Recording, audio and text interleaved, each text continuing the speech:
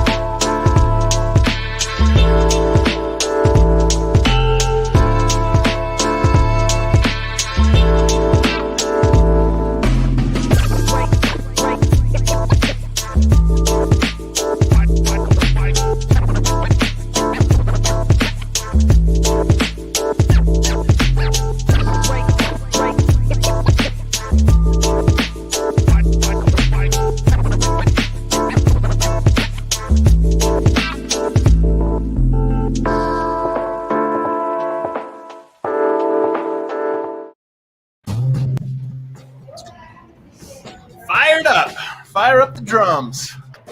Get it going. Little guitar, little distorted guitar enthusiasm. What is up, everybody? Welcome into a Monday free agency edition of the DNVR Nuggets podcast.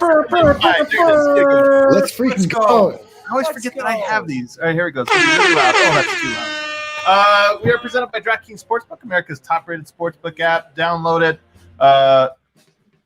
Go on mute her. Oh, I'm seeing messages here. You go on the DraftKings Sportsbook app, use promo code DNVR when you sign up. You're going to want to do that so you can bet on the free agency. Can you bet on free agency on DraftKings? I bet you can.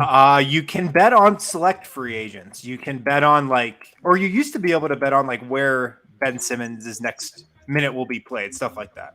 Oh man, that should happen today. A lot of things should happen today. In fact, it is officially free agency has already begun, and we are already getting some texts. I love it. So I got the man with the wind in his hair here, right here to my left, Harrison. What's going on, buddy?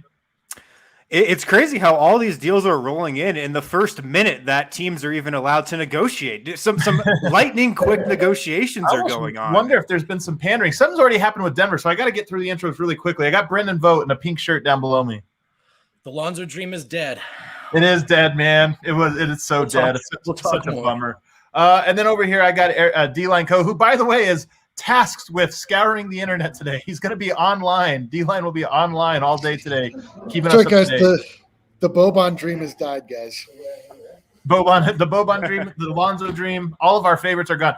But Will Barton, as he did 3 years ago, the very moment the clock struck midnight, or in this case, 6 o'clock Eastern, Will Barton is back with the Denver Nuggets on what was rumored just an hour ago is actually now confirmed. He is on a 2-year, $32 million deal. We guessed that he would be somewhere in the price range of $15 million. On the Locked On Nuggets podcast today, I speculated that at 30 years old, it would make sense for him to sign a 2-year deal. I thought it would be a 2+1. He would try to get a 2+1 to just ensure him a little bit. But, he signs the 2-year deal from his perspective, staying with Denver really through this run. You kind of look at Denver with this 2-year window. He stays through. Look at Eric trying not to sneeze on the camera. It's so great. He stays with Denver for that run, but he'll only be 32 years old. I suspect in 2 years' time, Will Barton will still be able to command another 2 or 3 year deal. So that's why he did it. From Denver's perspective, no Jamal Murray. You still have never gotten an opportunity to see this fully weaponized. How's the saying go? The fully operational battleship. We've never seen that fully battleshipped, but we're going to see it now, hopefully this season by the end of it, but certainly you have that opportunity next year. Harrison, what's your first reaction to this news? Well, I think it's a great deal for both sides because if you're Will Barton, you get $16 million a year, which is a really nice per year salary for him. He's going to come back as the starter. He's going to play on a really good team and have a pretty big role for these next 2 years and then get a re-enter free agency.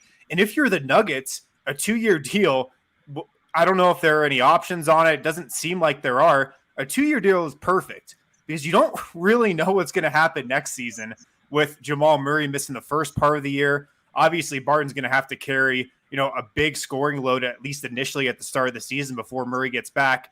And then, you could really run it back the year after next year with that same starting 5 potentially if they get an extension done with Aaron Gordon. So you can kind of look at the Nuggets now with this group you've got a 2-year window. With this exact group, yes, the big three will be under contract for a while, but with this group, they kind of got 2 years to get it done. Yeah, to have a chance to get those 5 guys back on the floor is a win. There's no other way to slice it. I mean, well, obviously everyone's got tempered expectations for Jamal coming back, but that might be on the other side of the rainbow. I mean, there's hope in that, right? And then as far as just this year, which I know some people have different perspectives on, is it a punt season? Is it a different approach or whatever?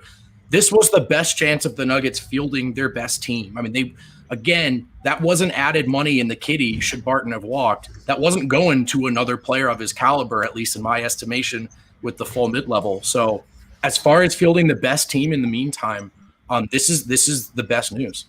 A lot of people don't understand, there's some people that don't like Will Barton or obviously he got booed years ago.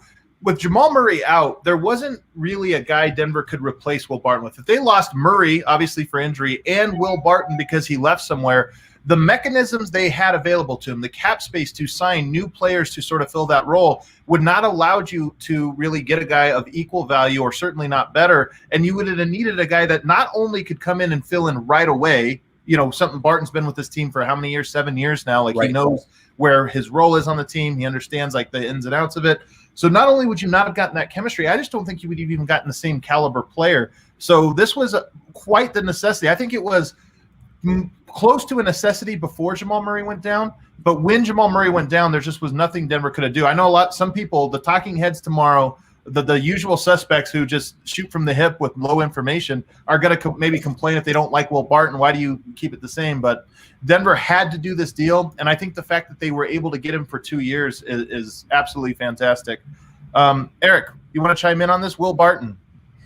I mean, the money seems right, and Will showed us when he came back, he carried the team at various points in the playoffs, not in distant history where we all have like fond memories of Will Barton. Like that guy can score. Like sometimes the Nuggets offense will stall out, and it's like you need to have a guy that can be a self-starter that can actually create buckets when things like nothing's happening. And it's great. I mean, exactly like we were saying, the idea of disrupting the chemistry and not allowing those 5 guys to actually get a chance to do it.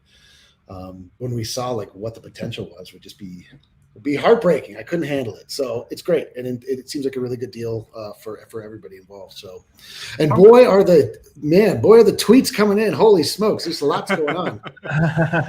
We're going to get to, unless a Nugget story breaks, Eric, we'll kind of pocket all the other things. Obviously, we're going to talk about everything tonight on this show, but I want to stick to Barton here. I see one of the comments we always get here, Barton kills the offense. Somebody just put it in here. Disagree. Barton kills the offense. Well, what if I were to tell you that when you run lineups that feature, Barton and Murray and Porter and Jokic, that foursome, that you actually don't kill the offense. You absolutely cook offensively, which is exactly what happens. And when you take that same 3, because I know a lot of people will say Murray, Jokic, Porter, of course those lineups are going to be great.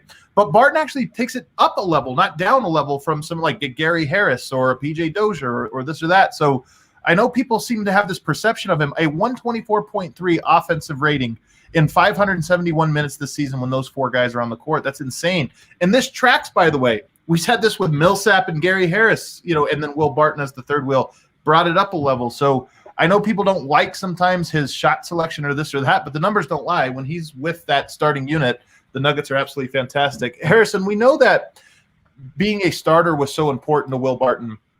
And I wonder if this 2-year deal, if I'm the Nuggets and Barton says, I want guaranteed, if I'm going to come back to Denver, I want to be guaranteed to start, I could guarantee him this year. He's definitely going to start.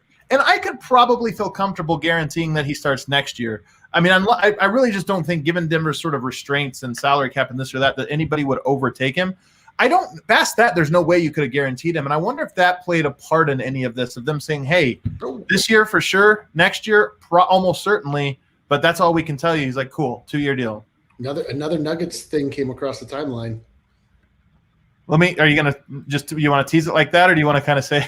I don't want to interrupt you, but JaMychal is back. JaMychal is back. Wow, this guy surprises me, guys. Run it back. He's agreed to a 2-year, $17 million deal to return to the Denver Nuggets. Give us those terms again. Option in year 2. 3 years and what? It's 17? 2 years, $17 million. Hmm. So 8.5 a year apparently, and the deal includes a player option in year 2. So just like we was thought, the MLE, right? I'm sorry. Yes, it's something like that. But just like we thought, this is very similar to the contract he signed last year, just more money. So Right. it's interesting that both him and Barton, I mean, Barton's deal is basically his player option that he declined with an extra year. So he declined it just to do a 2-year, basically what he was owed. What's your immediate reaction here, Vogt? Well, you did that show with Bronco Squatch. Bronco Squatch was right on this. He said when he declined that, he was probably just looking for an 8.5 per year kind of bump. And obviously there's that player option in year 2. So, I mean, I think this was, look, I was on team run it back from the jump, particularly with the limited cap space, which we've articulated ad nauseum. But I think that this is, they brought it back and they just didn't handcuff themselves in the process. This is reasonable for Green, expected for Green. And then one last point on the Barton thing, which I don't know if we brought up much, but that second year, that's a pretty fat expiring for a capable player. Absolutely. So what they haven't done here in terms of bringing these guys back is handcuff themselves. So far, I think it's an A start to this. I mean, these were the moves we were hoping to see, and they went off without a hitch. So I'm going to say one thing real quick here, because as much as like JaMychal Green, I'm a big fan of his. One of my big things this year is I want Zeke Nnaji to play. And we've seen video. He's been with the team. It looks like for almost all of the offseason already as he gears up for even summer league. I'm pretty sure Zeke Nnaji has a bed in Ball Arena. Inside Ball Arena right now. Yeah. right between the weight room and the three-point line. I hope it's not one of those Olympic cardboard ones. But this is the one thing about this is you're paying a lot of money to JaMychal Green. You've already got Aaron Gordon in front of him. Zeke Nnaji, by my count, now looks to be the fourth, at the earliest, the fourth big. And that is if you're content to play JaMychal Green as a backup center, which I'm not sure that's what Denver wants to do in their rotation. So I look at this now and I think, does Denver bring back a JaVale McGee as they have indicated? And if they do, are they not bringing him back to play, or are they not? Or is Zeke Nnaji not supposed to play? That's the thing that I didn't know. I expected the Barton deal to get done quickly. The JaMychal Green was a little bit more of a mystery. Do you read into this at all, Harrison? The only thing I can read into it is just that this is what the Nuggets wanted. Like, they just wanted their guys back. It seemed like there was going to be some interest in JaMychal Green going elsewhere. But I know it's important for him to play on a contender. And I don't think any of the other teams with, enough room, enough money that had interest in him, Minnesota, New Orleans, I don't think those are contenders. And he wants to go to a really good team and have a similar role to what he had last year. So I think Denver is really the only, option for him to do that on a good number money-wise. Now, I'm also with you, Adam. I want Zeke to play as well. And so now the question of how big of a role Zeke's going to have could come down to, are they going to play JaMychal Green at backup center? Like, if you just whiteboard it and put out the Nuggets depth chart, yeah, you could kind of pencil JaMychal Green in as a backup center if you really wanted to. I would probably like maybe a more traditional guy there, or I at least like to have that guy in my back pocket. But it's an okay fallback option, I guess, if you're going to put him at the backup 5, and then that would open up a lot of minutes for Zeke. Go ahead. Well, there's just another trend we saw in last year's playoffs too, which it also doesn't hurt to have a nice small ball, space the floor kind of second unit option, backup center option. And obviously that's a bit more like we haven't really seen it materialize with Denver going small yet per se, but JaMychal Green, Zeke Nnaji, is that a pair of backup bigs that can space the floor effectively, give you that new look, that different dynamic in the playoffs. And look, I mean, the JaVale thing is appealing to me, but is it appealing to Michael Malone, who had half a season to find ways to get him in there, and for the most part, simply did not? Did not at all. Yeah, I mean, we saw that. I mean, if Zeke just steps into the role that Paul Millsap was playing, we saw a lot of J-Mike and Paul Millsap being the front court together. So I don't see any reason why Zeke Nnaji couldn't step in and fill that same role. But you're right. Like, we never, like, that was just the main talking point with JaVale McGee is like, why did we sign this guy? He never got two in. second-round picks. I mean, it's one reason why I think. I mean, we've heard the reports out of the Denver Post that JaVale would like to be back. Denver has interest, so you pay 2 second-round picks, and now there's mutual interest. To me, I would bet on JaVale coming back, but as we mentioned, where does Zeke Nnaji fit into this? I mean, Vlatko Chancer, you go down the depth chart, this pretty much tells me, okay, Vlatko's probably not playing this year. Even if you just have the guys that you're back now, Vlatko is the 5th big. And when I say he won't play, he will play when everybody's healthy. As the injuries happen. But when everybody's healthy and in your playoff rotation, it looks like both Zeke Nnaji and Vlatko right now are questionable at best. And if you do sign a traditional center, they both might be on the outs unless somebody gets injured. And that concerns me a little bit. Yeah, no, for sure. I would like Zeke to have an opening for minutes, and look, he still might based on how the depth chart could fall. We don't know exactly what will happen at backup center, but look, man, the Nuggets made it very clear. Tim Connelly made it very clear from the end of the season they wanted to bring back as many of their free agents as possible. They're 2 for 2 so far, and they've agreed to deals with the 2 probably just best of those free agents in a vacuum. Yeah. Would you be comfortable, Eric, if the backup 4-5 is Zeke Nnaji at 4, JaMychal Green at 5? Is that a comfortable pairing to you? Man, I don't love having J-Mike at the 5. I mean, he kind of switched on a little bit. Usually Paul Millsap would draw that 5 defensive position. So not particularly, honestly. Like, I don't love that, but I love it as like I don't love it as the standard, but as like a switched up small ball, space the floor. Because I mean, obviously, J-Mike, if he is at the 5, that is a stretch 5. So I mean, it's interesting. You get a lot of different looks. That's the thing about the fluidity of these lineups as the season goes on, is that it's never quite as concrete as it sounds when you're putting it on paper.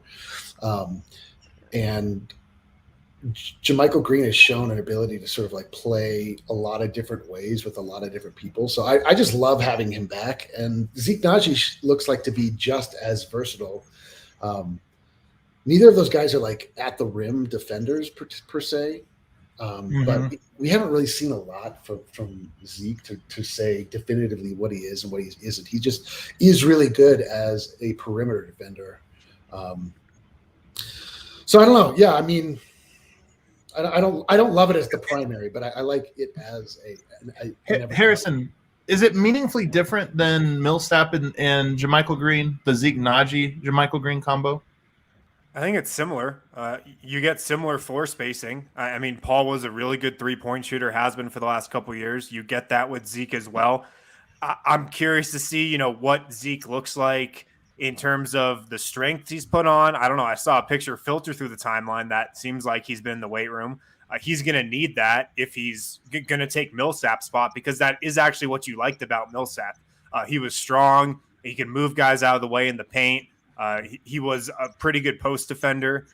So that'd be my one worry with Zeke if you're, playing him big minutes at the 4-5, if he has the strength to kind of hold up there.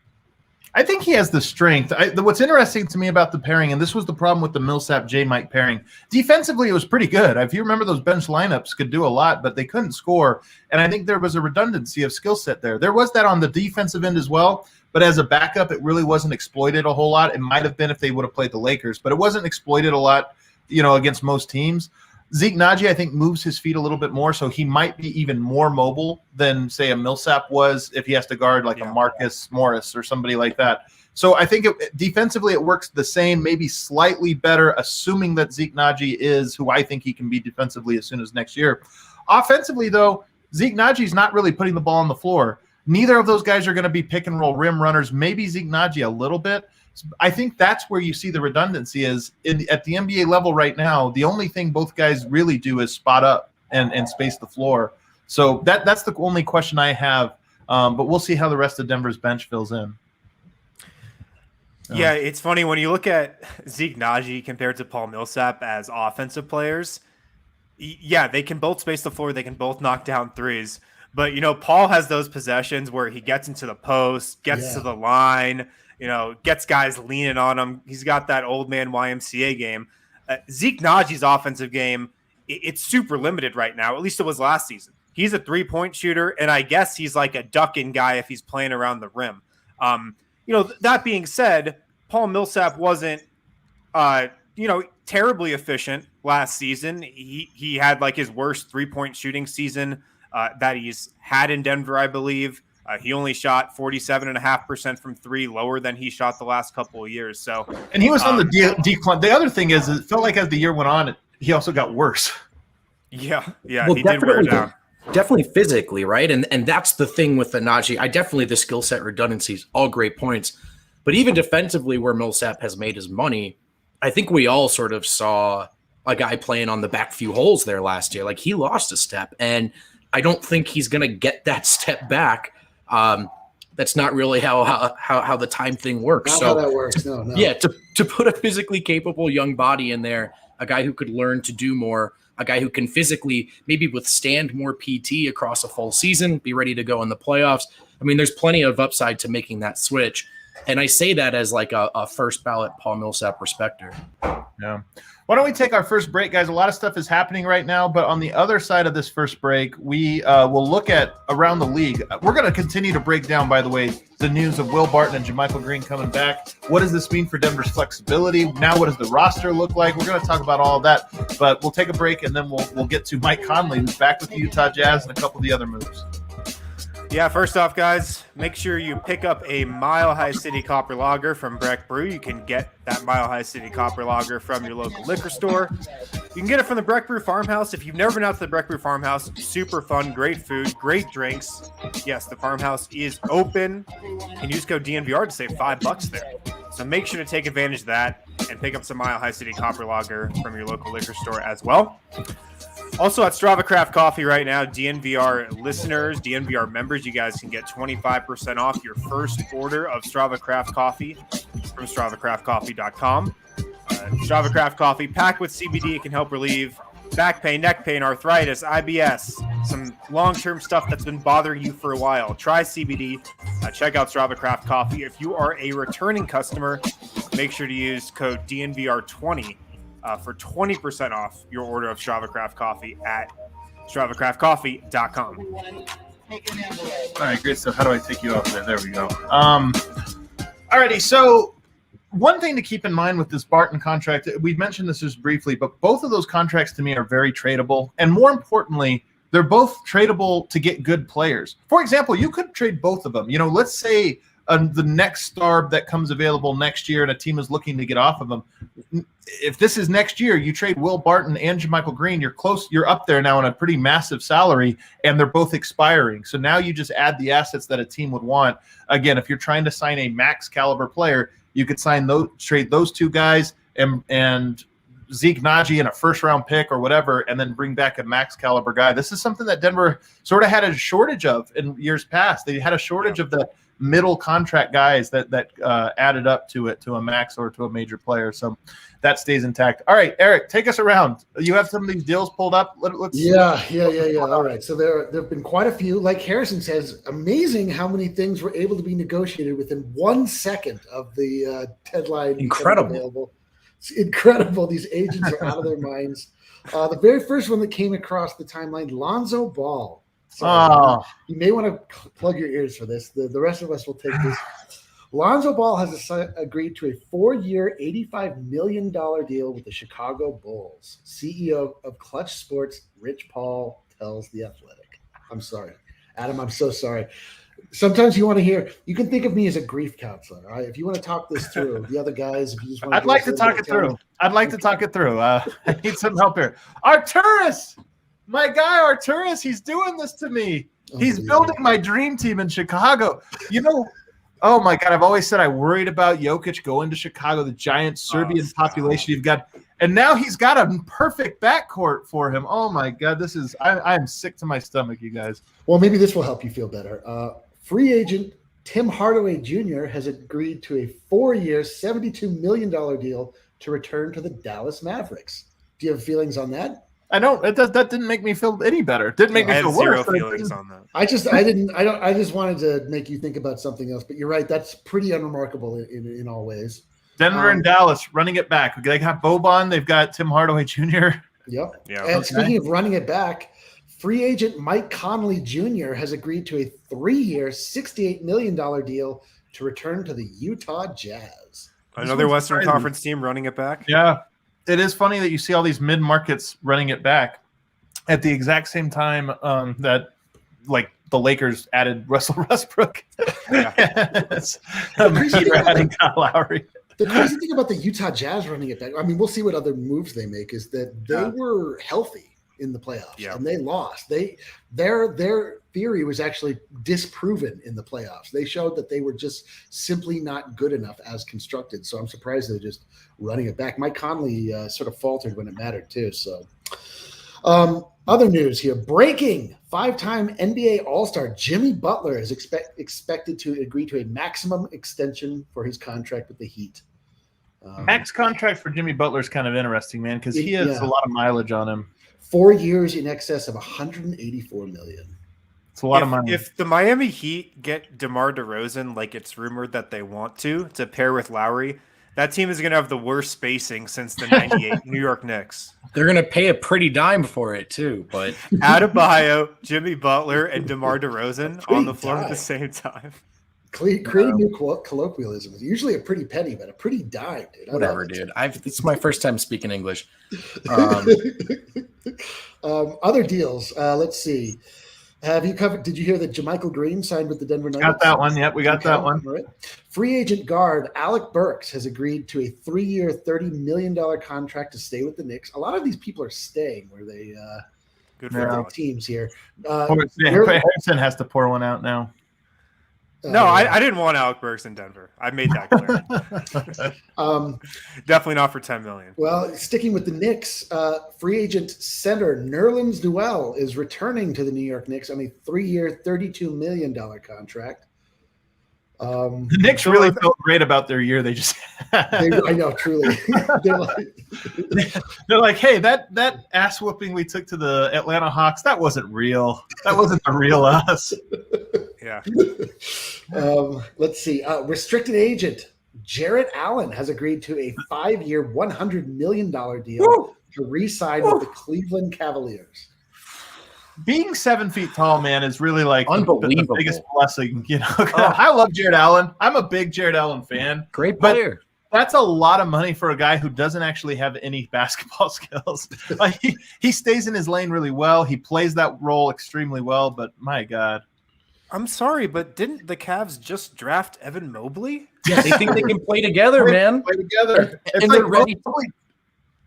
Mobley's going to be Anthony Davis, where it's like, yeah, I don't play center. I'm a power forward, so they're going to always have to do that. Yeah, man. See, this is why I felt bad for Evan Mobley on draft night, because he's going to Cleveland. So sad. Here's something that might get you guys excited. I know you have strong feelings on free agent Kelly Olynyk. He's agreed to a 3-year, $37 million deal with the Detroit Pistons. And next summer he'll be traded in a salary dump to the Charlotte Hornets. Man, let's see. What else we got? The only other thing that's come out is that we've got official salary cap numbers. I guess this is maybe for next Have you year. seen anything on campaign? Somebody saying back with the Suns, 3 years, $19 million. This one actually kind of surprised me. Oh, I've not. I see that right now. 3 years, $19 million for campaign on the back Suns. with Phoenix. So that's an interesting one, man. Campaign's a really, really interesting one in that he had one good year, you know, and that whole Phoenix team had the good year. So he's an up and comer. So you assume that this last year is the most indicative, but that'll be interesting to see how that plays out. How many times have we seen a guy have a great, like it's his third or fourth, he's had bad seasons and all of a sudden he has one good one, you pay him and then all of a sudden he's not good anymore. So what about one good playoff run? I mean, that's happened countless times. All right, what else we got? Anything else, Eric? That's it so far. Well, I mean, there's the Nuggets there's are details still, on the Lonzo deal. Go ahead. Sorry, dude. My bad, Eric. No, I thought you were done, buddy. Oh, I was just saying there's details about the Lonzo deal, but there's no other big movement that I'm seeing. Well, I wanted to ask the fellas here.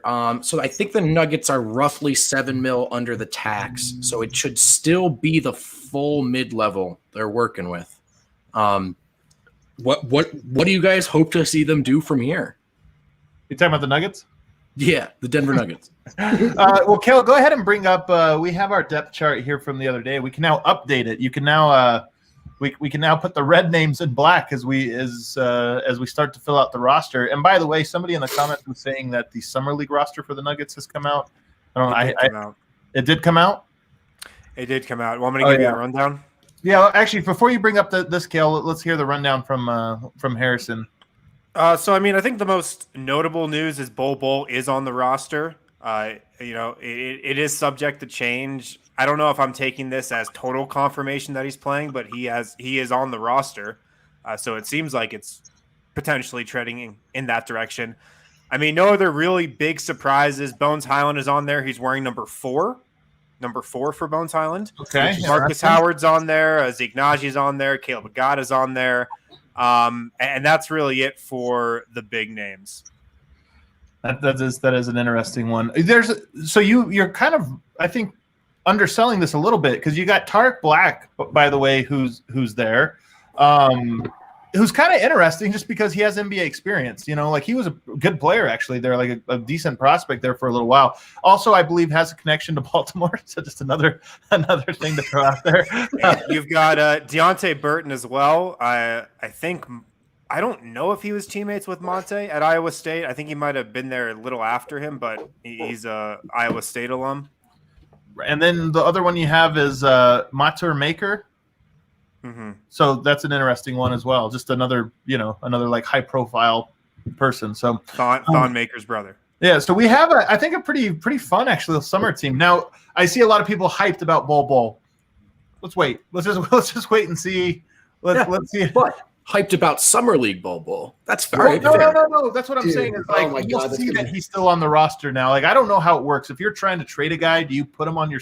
You kind of have to finalize your roster. So is this like he's on there? We might trade him, but yeah, he's on there. The best way the Nuggets have ever found to get another team interested in their players is to have them on their summer league team. It's true. It's a great point. The way to know that they're going to go to another team. That's a great point. That is a really good point. Somebody else who's also on the summer league roster, Chudier Bile, the guy from Georgetown who went to Denver South. Right. For a pre-draft workout, so he's on the roster as well. Well, that's cool. So I think this is, if Bol plays, this is one of the most fun summer league teams they've ever had. Honestly, way up there among the most fun summer league teams. Maybe the single most fun one. I got to say, by the way, Bones Highland, guys, the list. I'll hopefully have that out tomorrow. I've got all the clips ready to go. I like the guy more every day. Here's the one thing I'm going to say about Bones Highland after watching and really getting into the tape. I think his upside as a star player, I think I underestimated that.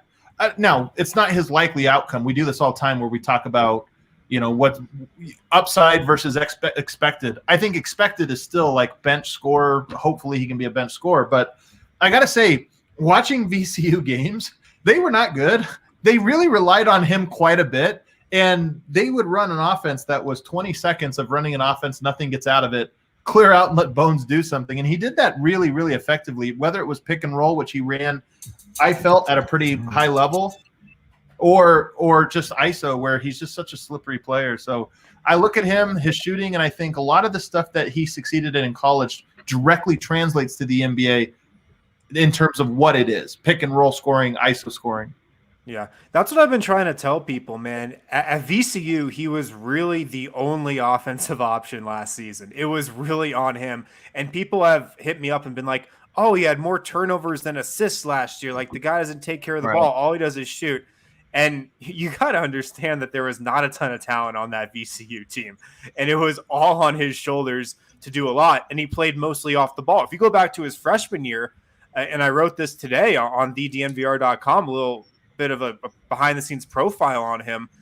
He played on the ball as a freshman, had more assists than turnovers, played more point guard. Last season shifted off the ball because they just needed him to score like crazy, and that's kind of what he did. I need to know when the safe space for delivering Bones Highland hot takes is, so that I can. It's right here.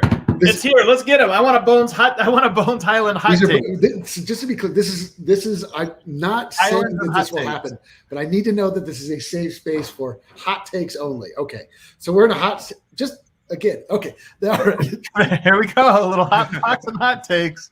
As I told you, I need, until proven otherwise, I cannot be convinced yet, until proven otherwise, that we didn't draft Dame Lillard. I think we may have drafted Dame Lillard. It's a hot box and hot takes. Let's go. No one can tell me that's wrong until he shows me himself. I'll tell you what, man, getting guys confident enough to pull up for those deep threes is half the battle. Like, half of it is being capable of doing it. There will be no needing to get Bones confident in his jumper. He is supremely confident in his ability to pull up at almost any time. And, I don't know that he's a chucker. I understand that reputation, Harrison. I actually don't think that's the case. I am with you that sometimes when you play with a not great team, you're going to not have a lot of assists, like who is there to pass the ball to. And also just the nature of their offense was a lot of clear out. We're into shot clock, clear out, and Bones do something. Yeah, so right. I think, there will be a learning curve. I think there's a maturation process. There's a physical maturation process that'll be slow. But I don't know that, like was the case with Michael Porter, I don't know that the reputation is 100% fair. There's maybe just little elements that people have filled in the blanks on with him in terms of being selfish. Yeah. But anyway, we drafted Dame Lillard, so that's pretty sweet. I'm excited about that. Dame Lillard is a great player. And so that means so is Bones Highland. So it's going to be great for us, and I'm looking forward to it. The step back three, by the way, also a Bones Highland special. And I'm what I want to be a fly on the wall for is the Jamal Murray Bones Highland one-on-ones that will take place. Probably not for a long time, but next summer when those two work out together, those are going to be they're both just great one-on-one players. And I think Bones, I know this is a crazy comp. I kind of think he's part Barton, part Murray. In a weird way, he's kind of right in between both of those guys, shorter, but he's very slippery like Barton, where the moves are a little herky-jerky, weird finishes and just weird footwork. And then he's a little bit of Murray in that he just loves that step-back jumper and sidestep jumper, and he's so smooth at it. So I really do like Bone. I mean, I think he has bust potential because of his size, but the more I watch him, the more I think his upside is probably higher than a lot of the guys that went before him. Adam coming around on Bones Highland is just it's just really hits me deep. I can't. It's going to be 8 years from now, and Harrison's going to be like, if you remember, Adam was not on Bones Highland as early as I was. I mean, it's such a shift go. for you. It's the archetype you have the hardest time latching onto, I think. But see, I'm not so sure about that because the pick and roll, like his, I would say his feel in the pick and roll is a lot further along than I expected. I mean, he really does just seem to have a knack for knowing the subtleties. Keeping guys in jail, like.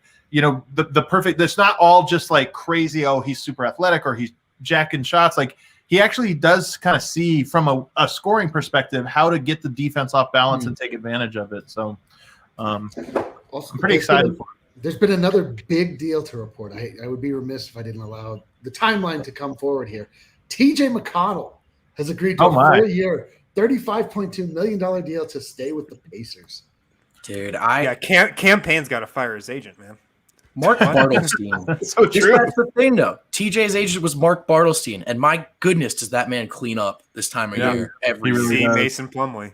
Unbelievable. There was another deal, Eric. I don't know if you saw it come across that has to do with the Clippers. Did you see that one? I've heard that was fake. Oh, it was? Is Harrison getting fake woged? Oh, we got a sham wow. Kyle Lowry is signing with the Miami Heat. Wow, man.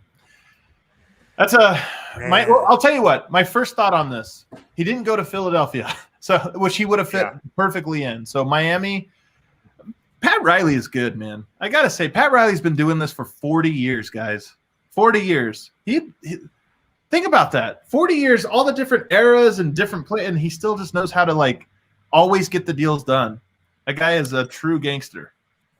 He really is, man. I mean, Kyle Lowry going from Toronto to Miami, not a bad change in location. He must have really liked Tampa Bay this year. He's like, you know what? This ain't bad. Tampa Bay is a lot different than Miami, though. Vogt says this is a 3-year deal, by the way. Sign and trade, details pending. But. Wow, 3-year deal. Well, Miami stays good. I'm telling you, Pat Riley, all these. Do you tank? Do you do this? Pat Riley will never tanks and always rebuilds his own team. So it's incredible. I mean, luckily for him, he operates out of one of the 3 places that NBA players just inherently want to play. Whoa, that's a good point. Whoa, Totally. We have another one. More Miami Heat. Duncan Robinson, 5 years, $90 million. 5 years, $90 million. That I didn't see that. I didn't see that contract structure coming. You know what? Shouts to D3 Hoops. D3 Hoops in the house. It makes me think, man. I could have done it, guys. It could have been me. 90 mil. I don't understand. Why did you stop? Just because you personally decided to, or yeah, I was like, the NBA is not that cool, man. What am I? Forget it. No, but for real, shouts to Duncan Robinson. That's a lot of money. The largest ever deal for an undrafted player. That's awesome. What an awesome feather in your cap, man. That's I would hope so, right, Wind? It's pretty remarkable, man. Also, Duncan Robinson looked like one of the only players in the NBA that would wear a hat with a feather in it. That's so true. Yeah, I love the way you really buried the story here. I'm going to share a screen real quick because I want you guys to see this incredible tweet from Woj.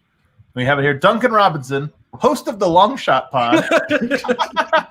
terrible podcast name, by the way. Oh my Terrible. God! Another deal comes through. Torrey Craig. Okay. Torrey Craig has agreed to a 2-year deal with the Indiana Pacers. He's just moving all over the league. Wow. Man. I can't believe the Pacers are going to be losing the NBA Finals to the team that Torrey Craig goes to next, and he gets to ring from that. So I will say here on the Pacers, this is interesting. They spring for TJ McConnell. They spring for Torrey Craig. The Nuggets have the, I think, $9.5 million exception open. Doug McBuckets could be out there to be had, guys. Doug McDermott could be available. Would you call that a homecoming based on the few minutes he was a Denver Nugget during draft night? I would call it a homecoming because he seems like he was born to live in Denver. Doug McDermott. So true. And we truly were. I'm pretty sure I saw Doug McDermott at View House the other night. Also, we are owed Dougie McNugget. Yes. Yes. No, but I like Doug McDermott as a target for Denver. I heard there was interest, so it seems like Indiana's paying other people other than Doug McDermott, so he could be available.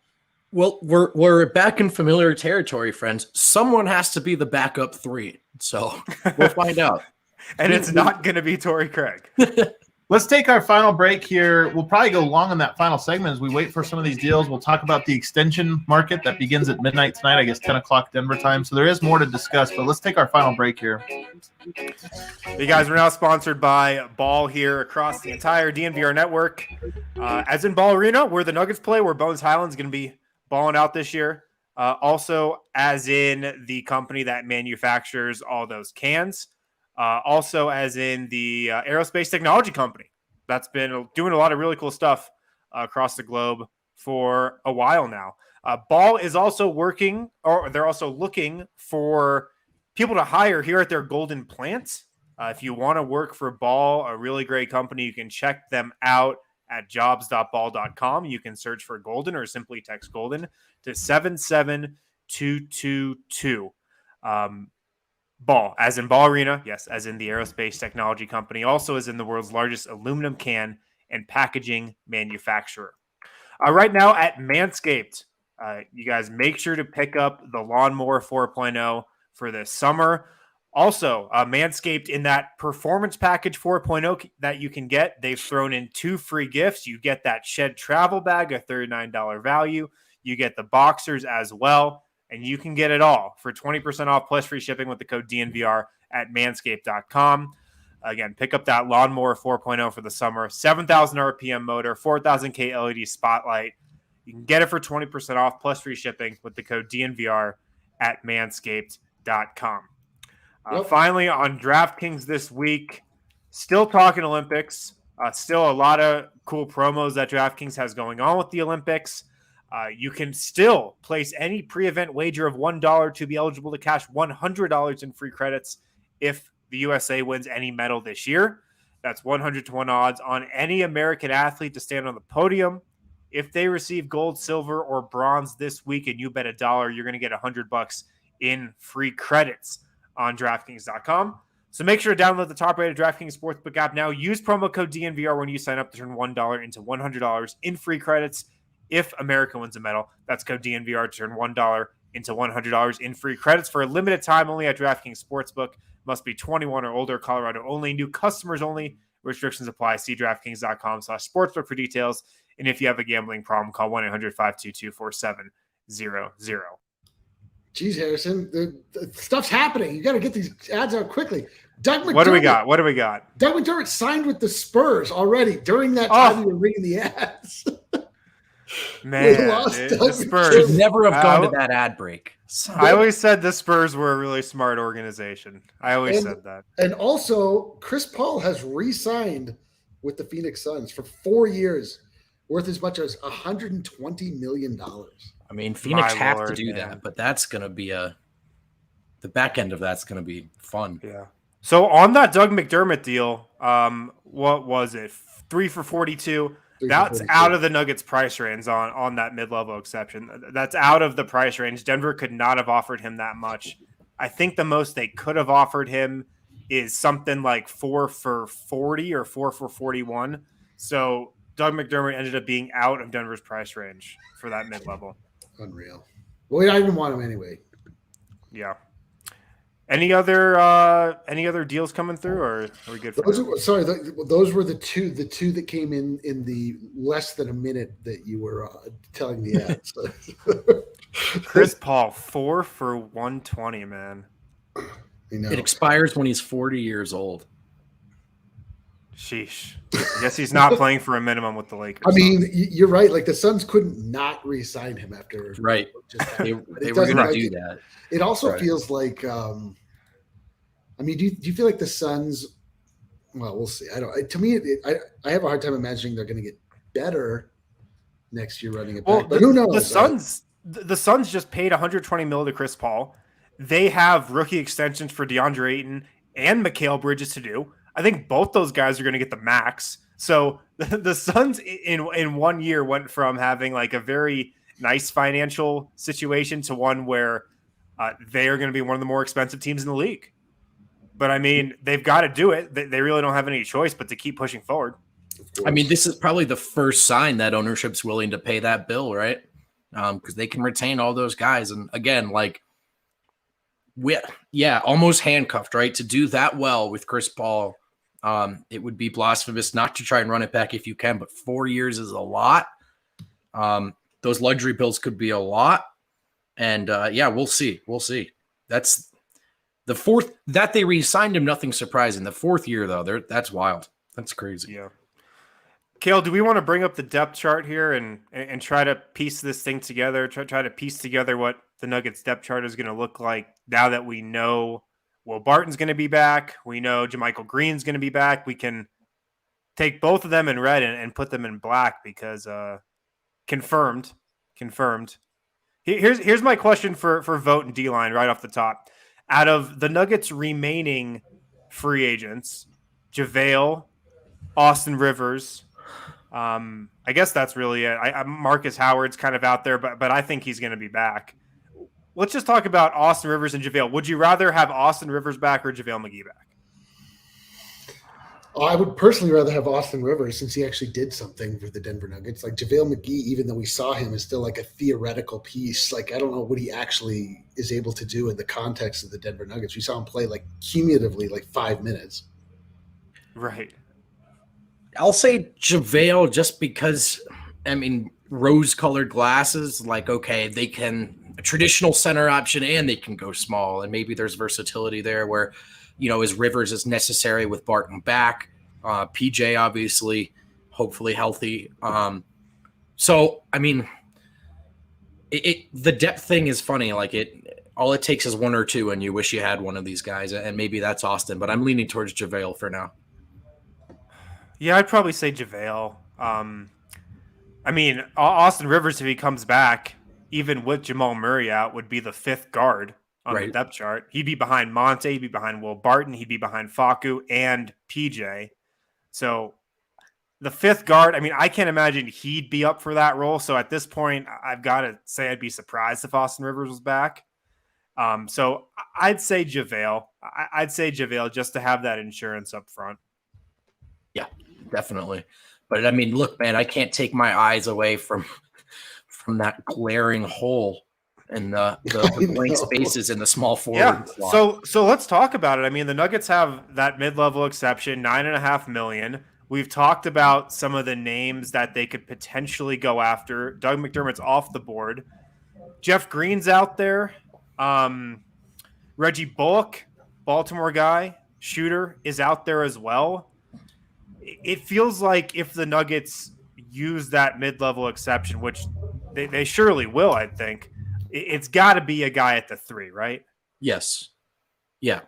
What do you think about Reggie? I think you could do worse, right, at that price point. I don't know if anyone's looking at that like a game-changing move, but coming off some decent years, is there anything appealing in that to you?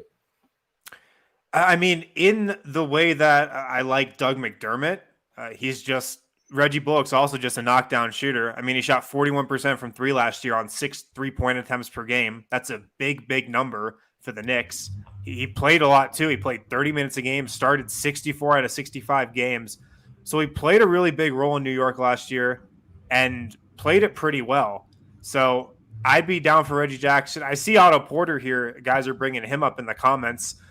I think that would potentially be interesting as well. Pretty decent defender, good size at the 3. He's kind of similar to Aaron Gordon a little bit, but he's solid. Jeff Green would seem like a good option as well. I can't believe I'm saying this. Like the bits write themselves, but I think I am leaning towards. I mean, Jeff Green's appealing. He just had a good run. There's good size there. This team, like, obviously a little different with Murray out, but with Barton coming back now, Barton, MPJ, AG, Jokic, like this team's pretty big. I like the idea of adding another, just playoff body on the roster, a guy that can knock down some open shots. So if he is MLE range, I think that's definitely a target that, I'll stop short of saying it excites me, but it doesn't bore me. Yeah. I mean, we can't. I personally would be remiss if I didn't mention that Reggie Bullock has one of the worst haircuts in the entire league. So that's tough for me to overlook. Just can't help yourself. You guys mentioned Chris Paul re-upped in Phoenix, 4-year deal. Oh yes. So that's kind of a wild one. 4 years for Chris Paul. It's funny how his contract worked out because we all talked about, man, Denver should have gone and got him and should have done this or that. And maybe they should have. Maybe they would have won a championship this year. But I don't know that I would want Chris Paul for 4 years. I'm pretty sure I don't want Chris Paul past like 1 more year. Even after that, you start to worry about his health. But 4 years? I mean, come on, man. Well, I mean, Chris Paul just had the Suns backed into a corner. Like, he could pretty much just say a number and an amount of years, and they'd be like, okay. Like, what's the point of us trying to negotiate with? Like, it's just going to get done. So when we look at this one, so Murray obviously is the key piece. One of my big question is, do you want Bones to play this year? Because as you are set up right now with Marcus and Rivers in the red, as you are set up, he is 100% absolutely playing a lot. Do you bring back one of those 2 guys? And then I think, Marcus Howard, I don't know, would play over. In fact, I would guess not. I would be pretty confident he would not. But Austin Rivers, I mean, let's be honest. If you had Bones Highland this year and Austin Rivers, there's no way Michael Malone would ever play Bones Highland unless he had to. Yeah, well, we were talking about Austin Rivers a second before he got back on. And I mean, if he's coming back to Denver to be the 5th guard, even with Jamal Murray out, because he's going to be behind all those guys except Bones, I can't imagine that's too appealing for Austin Rivers. So like, I'd be kind of surprised if he came back at this point. What if it's Rivers at 2 and more emergency PJ small forward minutes? Oh god. Yeah. What about PJ at the power forward? Why not? Why do we do that? Let's really run it back. So at the moment we got to add Bol to this list because he's still on the roster. So you can add him there, Kale, but you've got 1, 2, 3, 4, 5, 6, 7, 8, 9, 10, 11, 12, 13 guys on your roster. There's basically 2 open spots at the moment, unless I'm miscounted somewhere. So you have 2 open spots and basically 1 small forward. So if we look at what Denver is likely to do, I would say they are likely, if they don't move Bol, they're likely to sign some small forward. And then is the other spot a backup C, a backup guard? I think maybe guard. Yeah, I mean, It kind of depends on how they think they're going to play PJ this year, because I didn't really think about it. But if they think he can be their backup 3, maybe that does open the door for Austin Rivers to re-sign. But it's not even about can he be the backup 3, because the answer is yes against Dallas and against some of these teams. The question is this the team you want to go into a playoffs with? Are they thinking of making big trades at the trade deadline, which they almost never do? I just think do you have anybody that can guard in that spot? And to me, that's why I think they'd have to go and get somebody in the small forward spot. I just would be so shocked if they didn't have a plan there. I agree. It's not that PJ can't do it. It's just that feels like a backup plan, doesn't it? And Vlatko is more of a 4 than anything. I mean, he's as much a 5 as he is a 3, I think. Yeah, I mean, PJ or Barton playing that number 3 is essentially in line with the same concept as JaMychal Green being your backup center, right? Like, it's undersized, but somebody that's already on the squad. Right. So, I mean, there are some intriguing backup 3 options. A couple of them we've hit on already. Otto Porter. Sounds like Andre Iguodala is going to the Warriors. Justice Winslow is available. Trevor Ariza is available. I like the prospects of Nick Batum on the Nuggets, but I didn't get the sense that Denver was interested, and it seems like he might be going to the Warriors as well. How many years how old is Trevor Ariza? Jesus Christ. 55. He gets added to a new team every single year. It's unreal. I think Trevor Ariza was first mentioned in trade discussions in the Bible. I could be wrong on that. I mean, maybe Bol is the backup 3 this year. Maybe this is the same way they cleared out Torrey Craig. Come on. They cleared out Torrey Craig to force Malone's hand to play Michael Porter. Maybe this is the year it's like, hey, you got Bol. He's your only option. They already tried that, and it still didn't. They already did that exact thing, and it still didn't work out. Oh, my goodness. Maybe Bol, I mean, in all honesty, if he is on the summer, if they can't move him and he goes to summer league and shows out, maybe he looks great. And then you trade him. Honestly, maybe we've been wrong about Denver's thinking, and some of the things Denver will and won't share on or off the record. Like, they just won't share we don't like this guy and we're going to get rid of him at all costs, at any cost. So they wouldn't share that. But at the same time, I wonder if Bol played great in summer league. That would, to me, would just be like, oh, sweet, now they can trade him. Yeah, yeah, that's my first thought. Hey, man, Chris Dunn looked like the next coming of Trevor Ariza. Allen Iverson at summer league, but it didn't really pan out.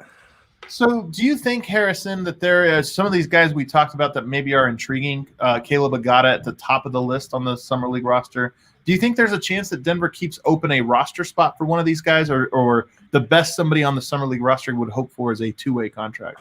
Well, correct me if I'm wrong, but didn't the Nuggets have an open roster spot for a lot of last year? Yep. You can just keep the spot open. Yep. Right. So, yeah, of course they could do that again. They've done that. They did that last year. And they're going to be, if they sign somebody for the MLB, they're going to be up against the luxury tax as well. So, not signing somebody keeps you that much further away. So, yeah, of course they can keep an open roster spot. So I think the Nuggets are now $6.8 million away from the tax line currently. And the mid-level exception obviously would bring them above that. So they would be a tax team should they use their full mid-level exception. Unless I'm wrong, I don't know. I guess that's the whole point of the MLE then, right? Would help you to avoid. I'm not sure if they can use it or not because they haven't used it yet. And that would be the one good player, good sort of lever they have in their favor to get them over the hump. Well, I don't know if they're going to use it. I think it depends on what happened and what space they put JaMychal Green into, because if they just put him on the regular cap, they would still have the full MLE, I believe. But look, the Nuggets aren't going to pay the luxury tax this season. They're just not. I'd be stunned. Right. They're going to have that. Yeah, they're going to have that full MLE, and that's what they'll use. Yeah. So yeah, I mean Bullock. I can never say his name, dude. I don't know what it is. Bullock. Moody Moses. And Jeff Green, I think, are the two. I got confirmation, by the way, from my guy Bronco Squatch. He's saying if the Nuggets use the MLE, they can stay below the tax as long as they're below the tax apron, which is $143 million. which it appears that they would. So they can still use that. The MLE. So Harrison, you bring up an interesting point about leaving a roster spot open, because I could see Denver doing that very thing, signing what it looks like would be one more player to the MLE, and then leaving that spot open, and just rolling with this, and then having the flexibility to add a guy later or make a trade or what have you. So I think that is likely. Can we bring do we still have the depth chart up, Kale? Can we bring that up? Because I want to see something real quick, because what do we think is going to happen with Marcus Howard? Because I think there's a chance that he could take up a full roster spot next season, and they sign him to a regular deal after he was on a two-way last year. Wouldn't that feel so redundant with Bones? So redundant. I mean, go ahead. I was going to say, you got Facu, you've got Bones, you've got Monte. To add Marcus there, I just can't imagine it. You start to run into so many difficult pairings. So with the Bones selection, I honestly just think Marcus is gone. Now, he might be on Denver's Summer League team, and they might be trying to get him a deal elsewhere, but I would be pretty surprised if Marcus Howard was back. Yeah. I mean, on the one hand, like, you look at the Nuggets and the depth they have in the backcourt, and it is redundant. They had got a lot of smaller guards there. On the other side, though, that's Denver's MO, is getting guys on a two-way deal and then rewarding them with a regular contract. That's what they've done time and time again. So that's why I think it could be a possibility still. Yeah. Well, it's interesting. It looks like for sure Paul Millsap won't be back. JaVale McGee is still out there. I think he would end up costing part of that MLE. He could $4 or $5 million, probably $4 million. To bring him back, should they want to go that route. So to me, it looks like Denver will either split up the MLE and use it on a couple different guys, or just go out for one and leave a roster spot open. But Rivers, Marcus Howard, I don't know. They seem to me to be a little bit more on the outs. Yeah. If Bones' Highland's number is 4, that's Paul Millsap's number. That's right. I didn't even think about that.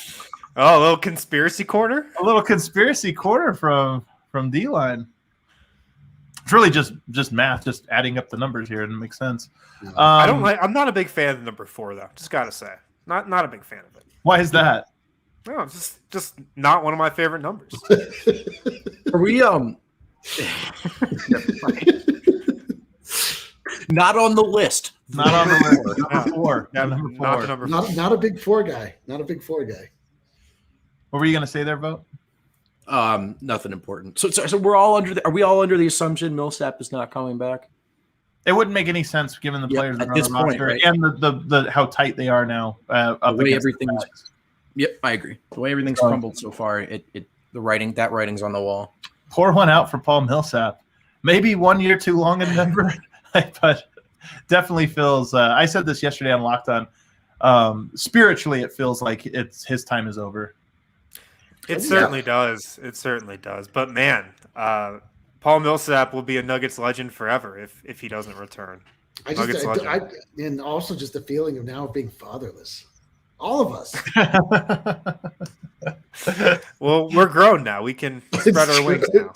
Well, before we get out of here, it looks like we're hitting a little bit of a lull. Of course, tomorrow we will have a new podcast at our regular time, 2:00, and we'll be recapping, I think, a lot more. But the last piece of this is that Michael Porter is in line for an extension. I would be shocked if he did not sign either a max or something resembling a max extension with the Denver Nuggets, hopefully for 5 years. The way that this works, it can not till 10:00 tonight can those contracts be signed. So it's a little staggered with free agency and the extension market. I expect that to come through pretty quickly, to be honest with you. I have to imagine they've had talks already and that Denver was prepared. And I know some people say, is he a max? Is he not? Here's the big question. Could you sign and get him to agree to a deal that's significantly less than the max? I think the answer is no. And then the second question becomes, well, then are you trading him right now? Because you can't let him get to next year. If you don't sign him to an extension, he's a restricted free agent. You can't trade him. So you either match whatever comes in or whatever. So if you're now is actually signing him, whether you want him to be a max or not, signing him to that extension now is actually the thing everybody should want to do because it makes him tradable. And again, that was another thing that we talked about last time on the Locked On Nuggets podcast with Jake Coyne. So I expect that. The other things that are possible, other players that are up for an extension would be Aaron Gordon, who has a unique contract. I think the most Denver could offer him would be about $20 million. You've got Facu Campazzo, who I don't expect Denver will be offering an extension, and then you got PJ Dozier. I made the case that PJ Dozier would be an interesting extension candidate just because it gives you another contract you can trade. But I don't expect Denver will operate that way. Also, we should note it does look like the cap for next year is about $4 million next season, not this incoming, but the following 2022, 2023, about $4 million higher than anticipated. Just an interesting note and just something to consider. And another big piece of news just rolled in. Okay. Free agent Sterling Brown has agreed to a deal with the Dallas Mavericks. All right. I do like this one from John Koberman, though. He says, Jonte was waived. Could he be a backup center? I'd be all for it. Bring him in. Like, that's another guy that you could go in and say, well, we have J-Mike as our backup center, but, we have a third stringer here that maybe could fill in, and he's there with his brother. It could be neat. Could be a neat one. Maybe he's a two-way. I don't know. Can you go back to a two-way after having a deal? I don't know. Sure, man. You can go back to a two-way whenever you want. All right. Well, let's get Jonte on a two-way so he's in town with his brother. I think that should do it for tonight, for today, guys. A lot of stuff will be dropping right now, but we'll be covering it, of course, on tomorrow's podcast. You guys have any parting thoughts before we get out of here? Guys, I feel like, we all had our very serious analyst hats on today. We really undersold. I think this was a big, big win for Denver. That these things happened, the manner in which they happened in terms of how quickly, the structure of these contracts, and that they didn't handcuff themselves. This was a very tight window, I think, to hit. And it looks like, at least for now, I look at this and think this is an A day for Denver. And I would like to see, hopefully we see that full mid-level used on one of the guys we talked about. That would really be a cherry on top for me. It's worth noting, too, that JaMychal and Will Barton both coming back. Like, Will Barton knows the fan base hates him. He knows this. And the fact that he still came back, I think, really hints at the culture that they have with the team. And then the same goes for JaMychal Green, that we know other teams were interested. We know other teams were willing to pay, mid-level exception money, which is basically what he's getting. And he still chose Denver. So I think the Austin Rivers coming in and saying he'd like to be a part of that, he loves it there. Like, I think all those things point towards something important, which is that people still do seem to enjoy being part of the Denver Nuggets. Yeah, it's The true. one thing that, no, go ahead, Delon. I was going to say, I really appreciate the speed in which both of these deals were executed. Like you said, Brendan, it would be terrible if we were just sitting here with no answers of any kind, but we just see guys we were interested in going off the board, and we're just left wondering. So it feels like they were the right moves, and they got them done quickly. Again, credit to these agents, able to get deals done within 1 second of being able to start negotiations. It's really remarkable. It really is. It truly is.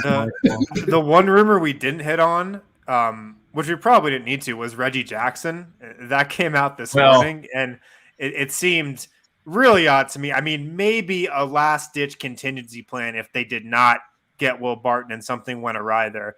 That never really made sense to me, and I think you can throw that rumor out now too. But not only can you throw that rumor out, I actually think that you can say that rumor was incorrect.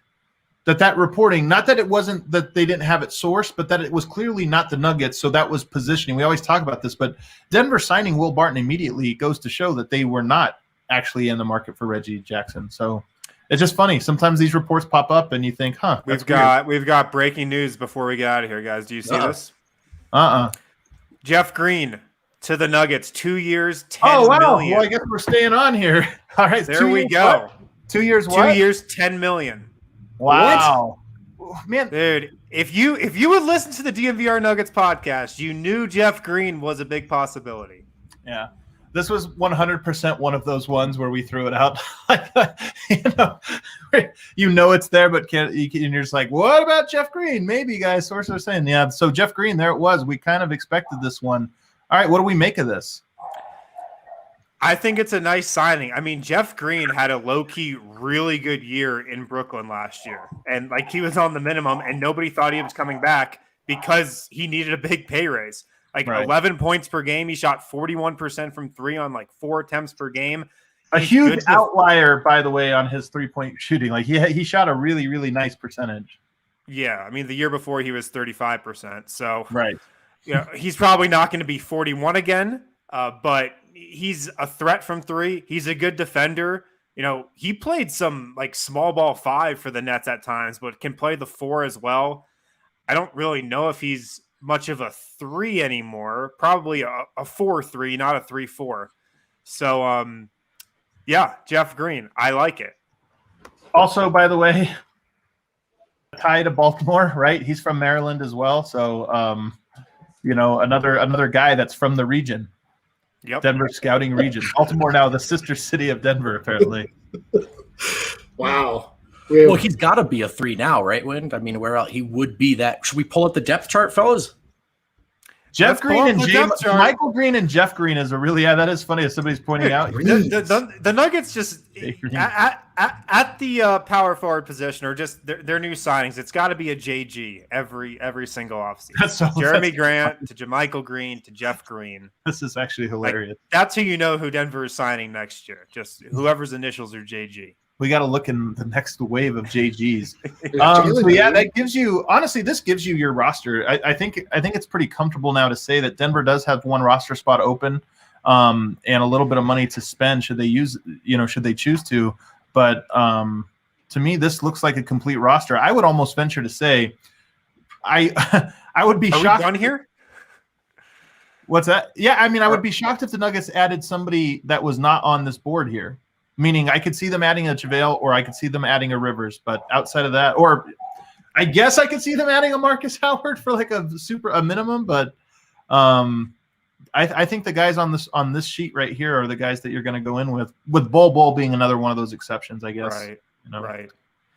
Yeah, Jeff Green, we knew there was interest there. I mean, he's a good player. He played in the rotation on the Nets last year, so he's super solid, reliable. And got kind of at the 3-4 with him and Zeke. You got some nice switchability on defense there with those two, and they can both shoot it theoretically. So the spacing on offense should be good. Even if a guy like Facu's in there. So I like the signing. $5 million. $5 million. I'll have to do an update then here on where Denver lies. But can you guys hear the workout class that's going on directly underneath me right now?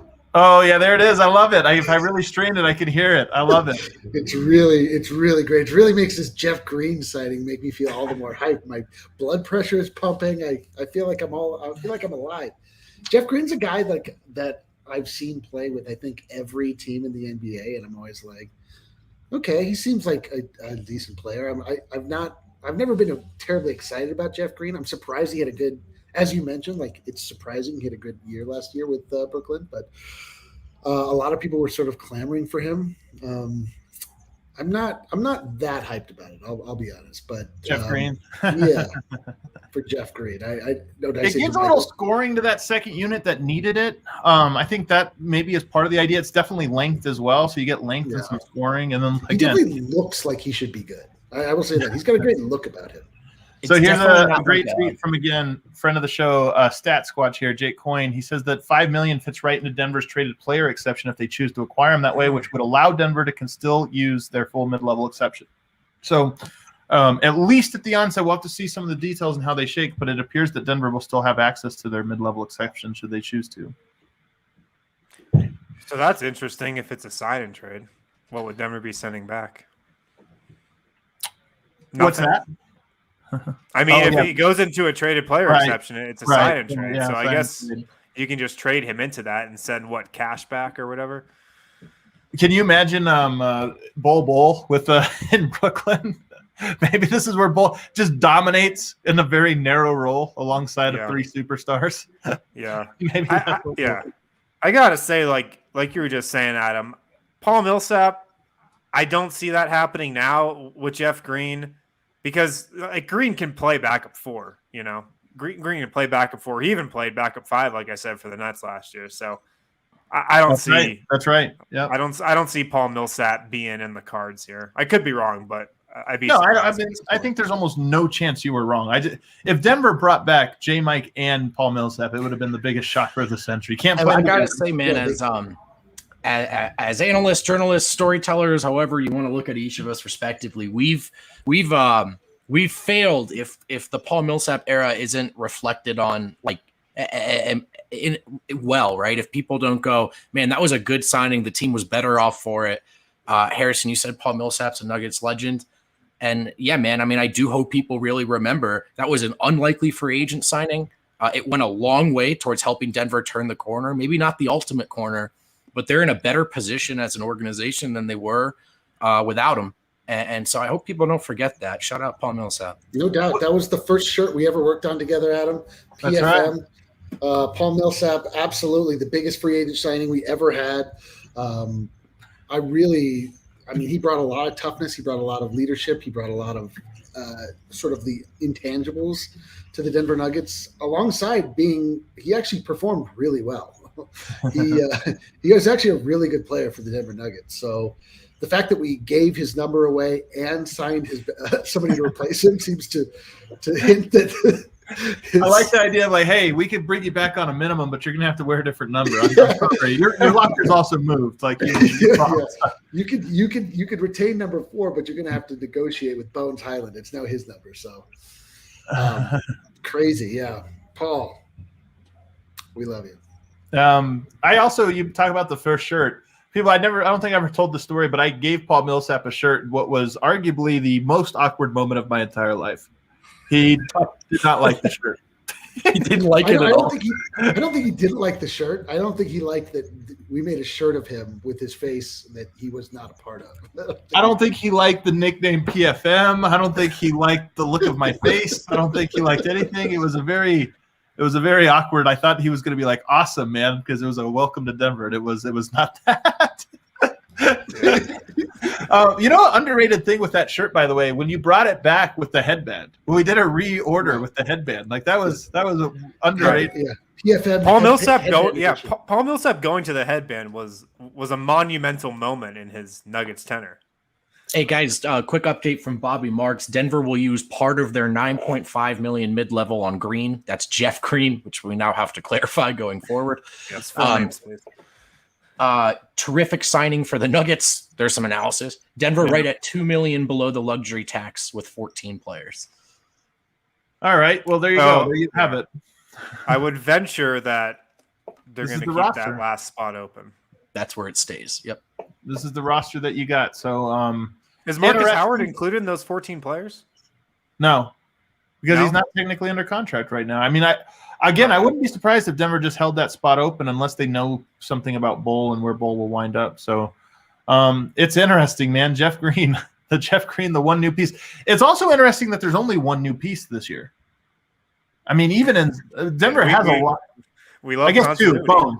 You got Jeff Green and Bones. So two new players. But that's pretty wild. Well, yeah, although the notion that we'll actually play Zeke Naji is like having a new player. Yeah, I mean, but again, kind of. Honestly, if we look at it, Kill, can you pull that? I know I keep having you pull this thing up, but if we look at it, Jeff Green, as Brendan mentioned, played some 5 this year. In the playoffs, he played some 5. So we know he's going to play some 4, going to play some 5. Denver's going to need him to play some 3. Zeke Naji might find himself, again, out of the 10-man rotation. He's like the 11th man again, I think. I mean, it's at least tied. I think he's actually the 10th man, I would say. He's the 10th man in this. If you just go across, Jeff Green lines up nicely, all right there. JaMychal somewhere 4 or 5. Yeah, I think Zeke Naji is your 10th guy. I think you're right, because, I mean, if you're just slotting this 1 through 10, Jeff Green's definitely going to play over Zeke Naji. That's for sure. He's a veteran. Michael Malone's going to trust him more. You probably sold him on a somewhat of a substantial role, too, if you're the Nuggets, in whatever pitch they made to him. So, yeah, I'd agree. What an interesting lineup. What an interesting roster the Nuggets have built. And the fact that all these guys are on 2-year deals, next year it does give you a lot of trade flexibility. And as we analyze this more tomorrow, I am curious if Denver views it that way, if this is a 1-year run. Like this is the bridge year for the Nuggets, and this is a bridge roster where you have 5 expiring contracts next year, all of which are pretty big and all of which are players that would be enticing. Aaron Gordon, Jeff Green, JaMychal Green, Will Barton. You're going to have a lot of those guys that teams would take on expiring contracts. So maybe Denver plans this to be that bridge year, and next year is a crazy one. Yeah, I mean, that's what I said off the top when the news came across with Will Barton for 2 years. I think it's really 2 years for this group to see what they can do. And the one kind of question marks Aaron Gordon, because his deal is up after next season. And like, yeah, if you get an extension done with Aaron Gordon now, that's like at market value or below market value, you probably would want to do that. So I really think, 2 years that this group has to see if they can get it done. Who knows what's going to happen this coming season with JaMychal, but the next season after that, they'll be healthy. Maybe. Somebody says here, are we not going to talk about ownership not paying the luxury tax? Yeah, I mean, look, of course, I think this is a year where I'm not that surprised that they wouldn't pay the luxury tax, because I think Denver contending this year with Murray out for as long is a tough sell. And I think they probably plan. I mean, I do feel like a sucker here though, guys. I'm not gonna lie. How many times have I said they will pay it though? Coming up, they will. And this year's the year I think they would have done it, but Murray getting hurt now gives another out for like, well, should you? So look, there are owners that would pay the luxury tax every single year. I mean, we saw what the Warriors are doing and how they've inflated their salary cap, but I'm not at all surprised that Denver did not. And I'm not really sure that going into the tax would have made a meaningful difference. Right. Like, who could they have gotten if they were going to really go into the tax, Yeah.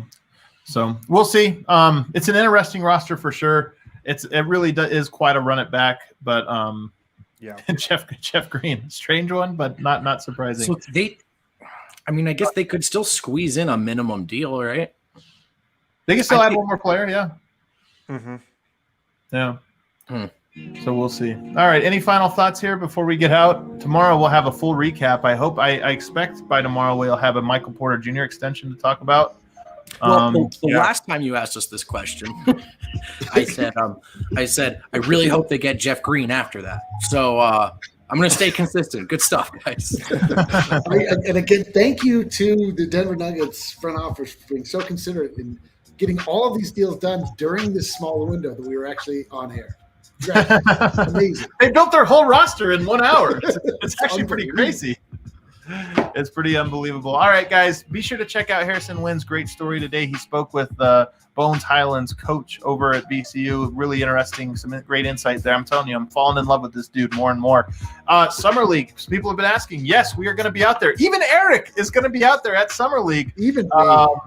So we are going to be out there. We're going to have some cool stuff planned for you guys while we're out there and get to see Bones Highland in person. I'm very excited about that, as well as Zeke Naji. Thanks, everybody, for tuning in. Hit that like button on YouTube on your way out, and we'll see everybody tomorrow.